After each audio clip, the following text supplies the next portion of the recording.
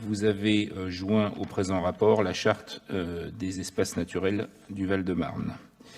Le Conseil est appelé à délibérer pour 1. Adopter la charte des espaces naturels du Val-de-Marne jointe au présent rapport. 2. Autoriser Madame la maire à signer cette charte. 3. Préciser les modalités de publicité. 4. Et je lis, préciser que la présente délibération peut faire l'objet d'un recours administratif ou d'un recours contentieux dans un délai de 2 mois à compter de sa publication devant le tribunal administratif de Melun, que certains d'entre nous connaissent bien, et de sa transmission au contrôle de légalité. Merci pour cette présentation. Qui demande la parole? Alors, Madame Aïd Salah, Monsieur Dicicco, oui. Monsieur Bouriaki. Donc cette charte est magnifique, il faut la faire nôtre et il faut en fait la faire vivre sur le territoire d'Orly. J'ai une pensée spéciale pour pas mal d'arbres qui ont été sacrifiés sur des renouvellements urbains ou en cours.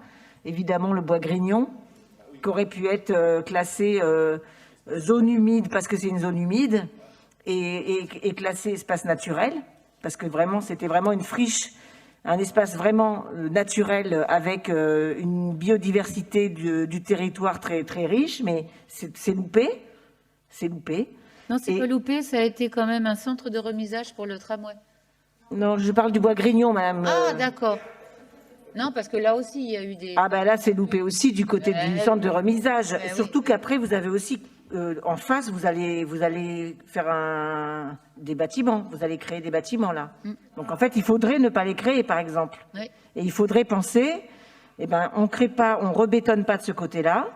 Et on repense, en fait, peut-être de l'agriculture biologique, de l'agriculture urbaine ou des jardins ouvriers, puisqu'on est à côté des gens, des zones urbaines collectives.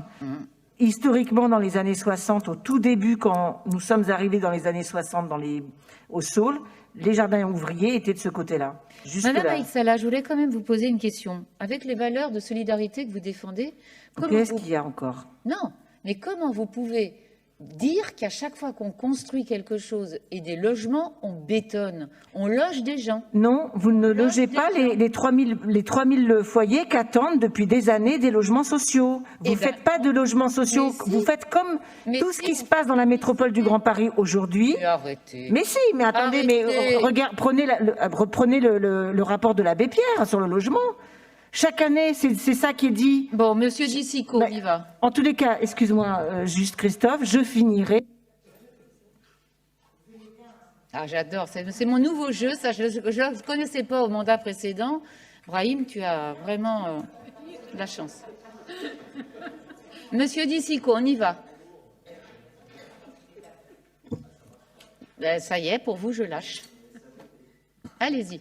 Alors oui, donc je vais être rapide en fait. Je voulais justement, je comprends pas en fait votre politique en fait et puis votre alignement. Vous parlez de charte des espaces naturels du Val-de-Marne et vous dégommez un espace, la vallée verte quoi. C'est incompréhensible pour moi. Très sincèrement. Voilà, j'ai terminé. Je ne sais pas comment vous appelez un espace boisé protégé. Alors, c'est ça, dégommer? Non, mais j'ai pas dit bétonner, j'ai dit dégommer. C'est oui, pas le français est précis. Dégommer. C'est un espace boisé identifié dans le PLU. Très bien. Monsieur